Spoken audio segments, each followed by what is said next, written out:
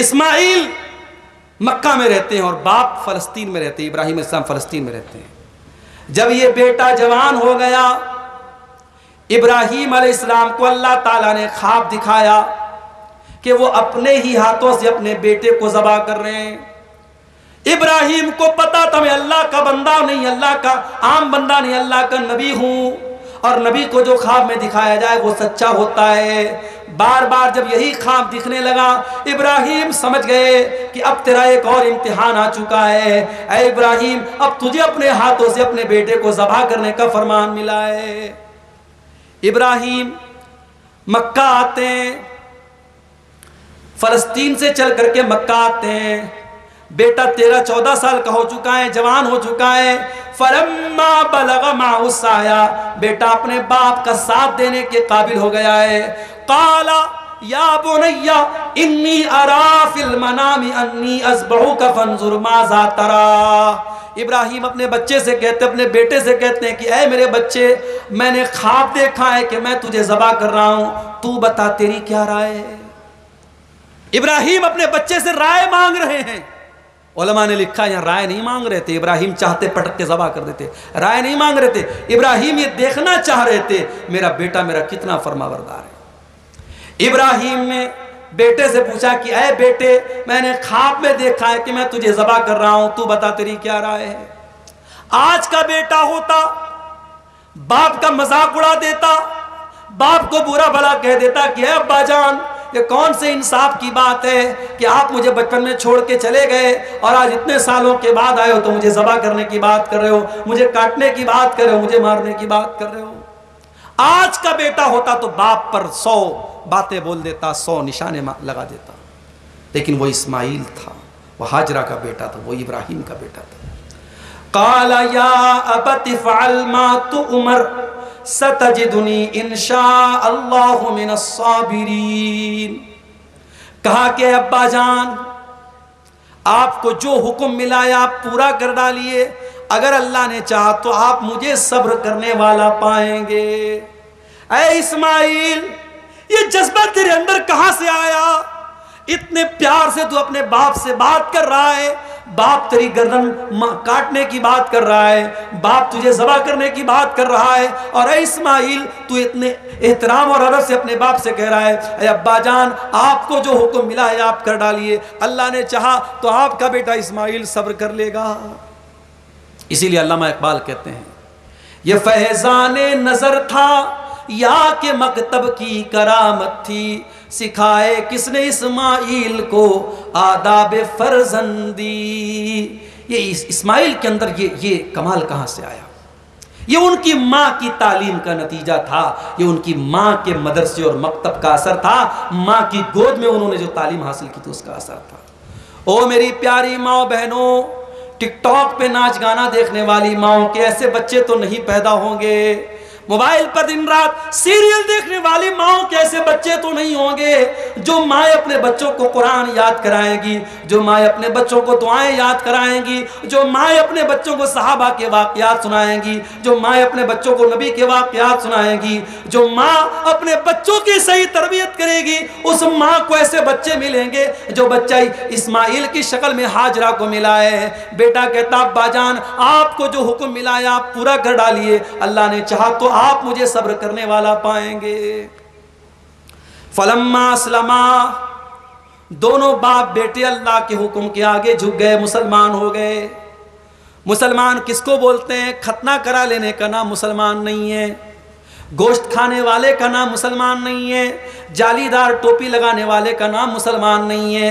فلما اسلما، اللہ کے ہر حکم کے آگے جھک جانے والے کا نام مسلمان ہے، اللہ کا حکم آ جائے تو سرنڈر کر دینے والے کا نام مسلمان ہے۔ قرآن کہتا ہے فلما اسلما، جب دونوں باپ بیٹے جھک گئے، اللہ کے حکم پر راضی ہو گئے، وَتَلَّهُ لِلْجَبِينِ، اور باپ نے بیٹے کو کروٹ کے بل لٹایا، باپ نے بیٹے کو پیشانی کے بل لٹایا یا کروٹ کے بل لٹایا، دونوں ترجمہ کیا گیا، دونوں مطلب بتایا گیا۔ فلما اسلما وتلہ للجبین، جب باپ نے بیٹے کو لٹایا وَنَادَيْنَاهُ أَن يَا إِبْرَاهِيمُ قَدْ صَدَّقْتَ الرُّؤْيَا إِنَّا كَذَلِكَ نَجْزِي الْمُحْسِنِينَ۔ ہم نے پکارا، ابھی اسماعیل کے گلے پر چھری چلنے ہی والی تھی، ہم نے پکارا اے ابراہیم ہمیں تیرے بیٹے کا خون بہانا مقصود نہیں ہے، ہم تجھ سے تیرا بیٹا چھیننا نہیں چاہتے، اے ابراہیم ہم تیرے بڑھاپے میں تیرا یہ سہارا لینا نہیں چاہتے، اے ابراہیم ہم تو یہ دیکھنا چاہتے تھے کہ تو اللہ سے کتنی محبت کرتا ہے۔ اللہ سے محبت کرتے ہو میرے بھائی؟ 10,000 کا 15,000 کا بکرا اور بھیڑا لا کے ذبح کر دینا، یہ کون سی اللہ سے محبت ہے؟ یہ کوئی کمال کی بات نہیں ہے میرے ساتھیوں۔ وہ تو ہم اپنے ہی فائدے کے لیے قربانی کرتے ہیں، قربانی کیا، پایا ہم نے کھایا، کلیجی ہم نے کھائی، گوشت ہم نے کھایا، خون نالی میں بہہ گیا، چمڑا مدرسے میں چلا گیا، اور ہم کہتے ہیں صاحب اللہ کی راہ میں قربانی کی۔ نہیں، انگلی کٹا کے شہیدوں میں نام نہ لکھواؤ میرے ساتھی۔ محبت کرو اللہ سے جو ابراہیم کو تھی۔ او محبت میں پاگل ہونے والے نوجوانوں، رات کو 2 بجے موبائل پہ لگا ہے، کیوں لگا ہے صاحب؟ محبت ہے۔ لیٹ کر بات کر رہا ہے، کھیتوں میں جا کے باتیں کر رہا ہے، صاحب محبت ہے۔ ارے یہ محبت نہیں، ڈھکوسلے بازی ہے، یہ دنیا کی محبت، یوز اینڈ تھرو۔ جو تیرے ساتھ محبت کی باتیں کر رہی ہے، پتہ لگا صبح کو کسی اور کے ساتھ باتیں کر رہی ہے، کپڑوں کی طرح بدلنے والی یہ محبت نہیں ہے۔ ارے محبت تو وہ ہوتی ہے جس میں انسان اپنے محبوب کے لیے سب کچھ قربان کرنے کو تیار ہو جائے، اور یہ محبت اللہ کی ہوتی ہے میرے ساتھی، جو ایک مومن کو ہوتی ہے۔ وَالَّذِينَ آمَنُوا أَشَدُّ حُبًّا لِلَّهِ، ایمان والے سب سے زیادہ اللہ سے محبت کرتے ہیں۔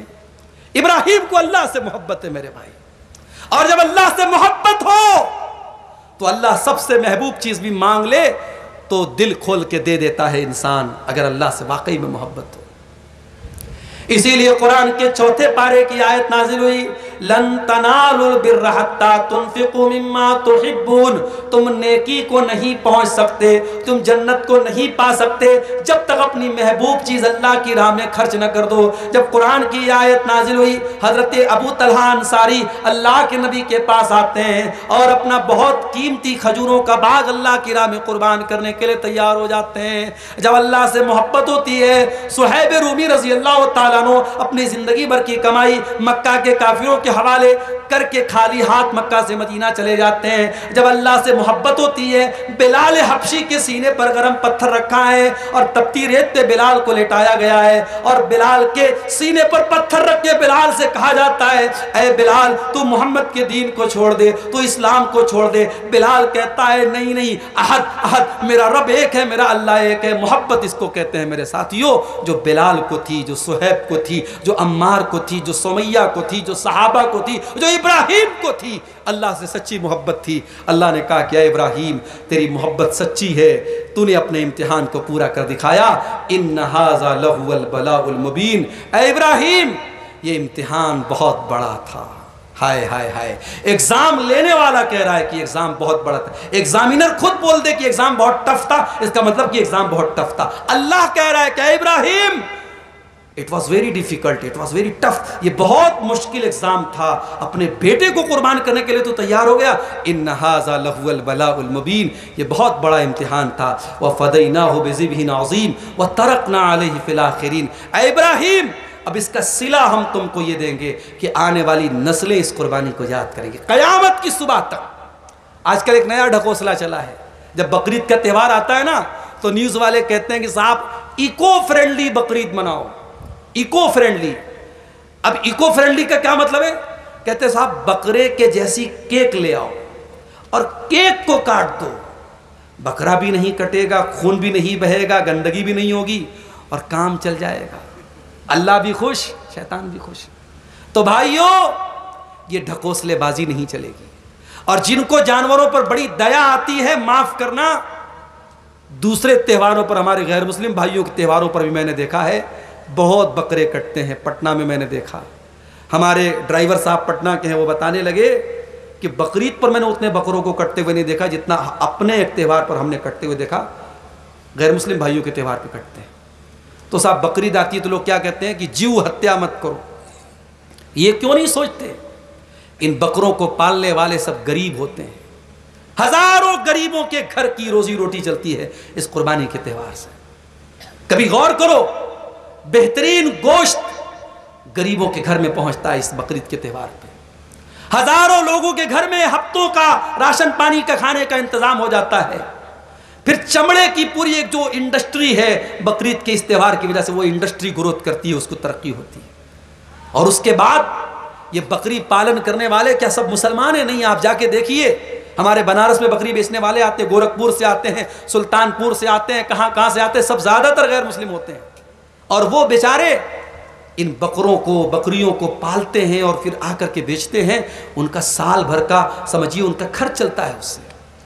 اور آپ کو اس بقرعید پر جو ہے، آپ کو جانوروں کے ساتھ ترس نہیں ہے، آپ کو ان غریبوں کے پیٹ پہ لات مارنی ہے. آپ کو غریبوں سے نفرت ہے میرے بھائیوں. اس میڈیا کو اور اس میڈیا کے چاٹوکاروں کو اور اس میڈیا کے چاہنے والوں کو غریبوں کے پیٹ پہ لات مارنا ہے، غریبوں کا گھر گرانا ہے، غریبوں پر ظلم کرنا ہے. میرا دین دین رحمت ہے، میرے نبی نبی رحمت ہے، میرا قرآن کتاب رحمت ہے.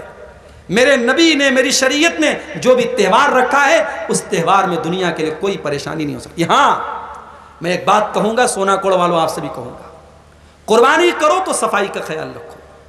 جہاں تہاں آپ جو گوشت پھینک دیتے ہیں اور اس کے قربانی کے جو اچونی پچونی اور اس کا جو پیٹ کے اندر کا میٹیریل ہوتا ہے وہ ادھر ادھر پھینک دیتے ہیں، یہ غلط ہے. آپ کو گندگی نہیں پھیلانا ہے. آپ کا دین پاکی کا دین ہے. آپ کے ہر عمل میں پاکی ہونی چاہیے. قربانی بھی کرے تو صفائی کا خاص خیال رکھے، ماحول آپ کی وجہ سے گندا نہ ہو، اس بات کا خیال رکھے. اللہ نے کہا کہ اس قربانی کو ہم نے آنے والی نسلوں تک برقرار رکھا. یہ ابراہیم علیہ السلام کی قربانی تھی اور یہ ان کی زندگی کی سب سے بڑی قربانی تھی. ایک آخری بات بیان کر کے بات ختم کروں گا. ابراہیم علیہ السلام بعد میں بیٹا تو بچ گیا، بیٹا یہی مکہ میں رہتا تھا، ابراہیم فلسطین میں رہتے تھے. بیٹا بڑا ہو گیا، بیٹے کی شادی ہو گئی. ابراہیم علیہ السلام اپنے بیٹے سے ملنے کے لیے آئے. ذرا غور سے سننا، یہ آخری واقعہ بتا رہا ہوں. ابراہیم بیٹے سے ملنے کے لیے آئے. گھر پہنچے تو اسماعیل نہیں تھے، کام سے گئے ہوئے تھے. بہو تھی گھر پہ. اب بہو جو تھی وہ پہچانتی نہیں تھی کہ یہ میرے سسر ہیں. حضرت ابراہیم نے حال چال پوچھا. بہو نے سمجھا کہ کوئی اجنبی آدمی، ان نون پرسن ہے. اس نے کہا کیا بتاؤں حال چال، بس گزر رہی ہے، گزارا ہو رہا ہے، بڑی پریشانی ہے، بڑی تکلیف ہے. ابراہیم علیہ السلام سمجھ گئے کہ یہ جو عورت ہے یہ ناشکری ہے. ناشکری کس کو بولتے ہیں میری ماں بہنوں؟ ناشکری اس کو بولتے ہیں کہ شوہر بیچارہ کھٹتا ہے، پسینہ بہاتا ہے اور بیوی کی ساڑی لاتا ہے، بیوی کا کپڑا لاتا ہے، بیوی کا زیور لاتا ہے، بڑے شوق اور جذبے سے لاتا ہے، اور بیوی کہتی ہے اچھا نہیں لایا، یہ کلر مجھ کو پسند نہیں آیا، ڈیزائن مجھ کو.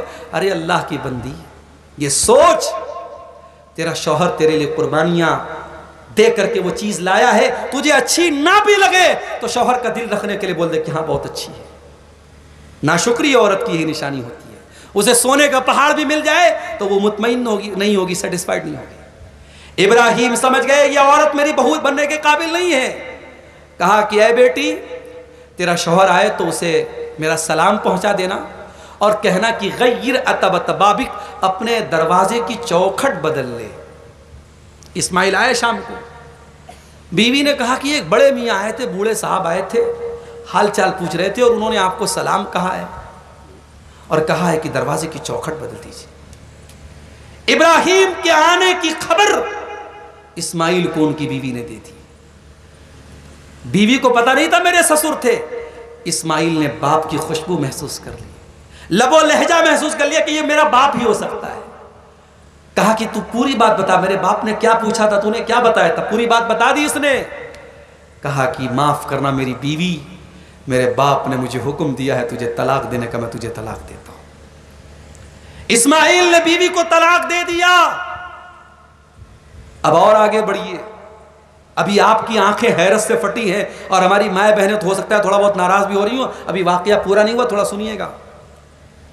طلاق دے دیا اسماعیل نے. اب یہاں سے یہ مسئلہ نکلا کہ سسر بولے اگر بیٹے کو کہ جا بیوی کو طلاق دے دے تو بیٹے کو طلاق دے دینا چاہیے. بیٹے کو طلاق دے دینا چاہیے. تو کیا ہم یہ مان لیں کہ اگر بہو نے کھانے میں نمک تیز کر دیا، مرچ بڑھا دی، اور چکن اتنا نہیں گل پائے جتنا سسر گلانا چاہتا تھا، اور سسر نے بیٹے سے کہا جا طلاق دے دو، بیٹا طلاق دے دے گا۔ کیا اس حدیث سے یہ ثابت ہو رہا ہے؟ بخاری کی روایت ہے یہ۔ ابھی رک جائیے گا، ابھی واقعہ پورا سن لیجیے۔ اسماعیل نے دوسری شادی کر لی۔ کچھ دنوں کے بعد ابراہیم پھر آئے اپنے بیٹے سے ملنے کے لیے، اور اتفاق سے پھر اس مرتبہ بھی ملاقات نہیں ہوئی۔ اب یہ نہیں سمجھ میں آتا کہ ابراہیم ملنے کے لیے آئے اور بیٹا گھر پہ نہیں، تو انہوں نے اسٹے کیوں نہیں کیا، وہ رکے کیوں نہیں؟ ہو سکتا ہے کوئی ایمرجنسی رہی ہو۔ بہرحال وہ ملے تو دوسری بہو تھی۔ ابراہیم نے پوچھا کہ بیٹا کیا حال چال ہے؟ اب یہ جو بیوی تھی یہ شکر گزار تھی، نیک تھی، دیندار تھی۔ اس نے کہا کہ بہت اچھا، اللہ کا شکر ہے، اللہ جس حال میں رکھے اللہ کا بہت شکر ہے۔ کہا کہ بیٹا تمہارا شوہر آئے تو میرا سلام پہنچا دینا، اور کہنا کہ دروازے کی چوکھٹ بہت اچھی ہے، اس کو برقرار رکھنا۔ شام کو اسماعیل آئے، بیوی نے بتایا کہ ایک صاحب آئے تھے، آپ کی حال چال پوچھ رہے تھے، اور انہوں نے کہا کہ دروازے کی چوکھٹ کو بدلنا مت، دروازے کی چوکھٹ بہت اچھی ہے۔ اسماعیل نے کہا کہ وہ میرے باپ تھے، تمہاری تعریف کر رہے تھے، اور مجھے حکم دے رہے تھے کہ میں تم کو اپنے نکاح میں باقی رکھوں۔ واقعہ میں نے پورا سنا دیا۔ اب ذرا غور کر کے بتائیے اس حدیث سے کیا ثابت ہوا؟ اس حدیث سے یہ ثابت ہوا کہ اگر باپ یہ بولے بیٹے سے کہ تو طلاق دے دے اپنی بیوی کو، تو بیٹے کو طلاق دے دینا چاہیے۔ ایک اور حدیث ہے، حضرت عمر رضی اللہ تعالیٰ عنہ نے اپنے ایک بیٹوں سے کہا کہ تو اپنی بیوی کو طلاق دے دے۔ بیٹا آ کر کے اللہ کے نبی سے پوچھتا ہے کہ میرا باپ مجھ سے کہہ رہا ہے کہ میں اپنی بیوی کو طلاق دے دوں، تو کیا میں طلاق دے دوں؟ تو اللہ کے نبی نے فرمایا کہ ہاں، تمہارا باپ اگر بول رہا ہے تو تم طلاق دے دو۔ ان دونوں حدیثوں سے یہ پتا چلا کہ باپ کا مقام اتنا بڑا ہے کہ باپ اگر بیٹے کو بول دے کہ بیوی کو طلاق دے دے تو طلاق دے دینا چاہیے۔ مگر رک جائیے گا میرے بھائیوں، ابھی مسئلہ پورا نہیں ہوا ہے۔ مسئلہ یہ ہے کہ اگر باپ واقعی میں ابراہیم کے جیسا باپ ہے اور حضرت عمر کے جیسا باپ ہے، دور اندیش ہے، دیندار ہے، تقوی والا ہے، اور واقعی میں دین کی بنیاد پر، تقوی کی بنیاد پر، عقیدے کی بنیاد پر، توحید کی بنیاد پر یہ بات بول رہا ہے، تب طلاق دیا جائے گا۔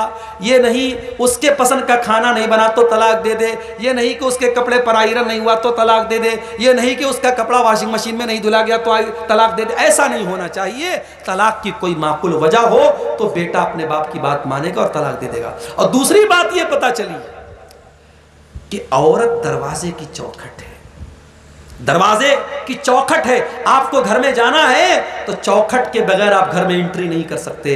اگر چوکھٹ خراب ہے تو گھر کی انٹری ہی خراب ہو جائے گی، گھر میں جانا ہی مشکل ہو جائے گا۔ پتہ یہ چلا کہ عورت اگر بے دین ہے، عورت اگر فاسق و فاجر ہے، عورت اگر خراب ہے تو پورا گھر خراب ہو جائے گا۔ اور تیسری بات یہ پتہ چلی کہ ضروری نہیں کہ بہو کی فکر تبھی ہو جب بہو ساتھ میں ہو، بیٹے کی فکر تبھی ہو جب بیٹا ساتھ میں ہو۔ بیٹا آپ سے دور رہتا ہے، آپ سونا کوڑ میں رہتے ہیں، بیٹا آپ کا آسام میں رہتا ہے، بیٹا دلی میں رہتا ہے، بیٹا ممبئی میں رہتا ہے، بہو بھی وہیں رہتی ہے، فیملی بھی وہیں رہتی ہے، مگر آپ یہاں پر بھی بیٹھ کر کے اپنے بہو اور بیٹے کی فکر کریں، ان کی چنتا کریں، ان کی آخرت کے بارے میں سوچیں، ان کی دنیا کے بارے میں سوچیں۔ یہ بھی اس واقعے سے پتہ چلا۔